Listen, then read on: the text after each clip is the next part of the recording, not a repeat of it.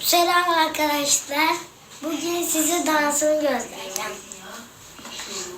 Beğenenler like atsın. Beğenmeyenler de atmasın.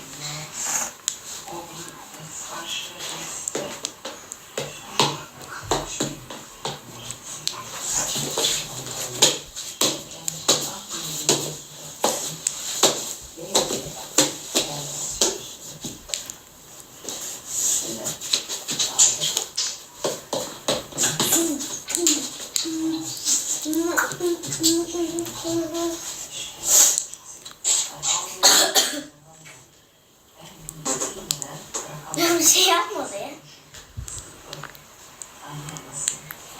Yalnız yukarıdan gel, yukarıdan. Bakın. Hadi gel.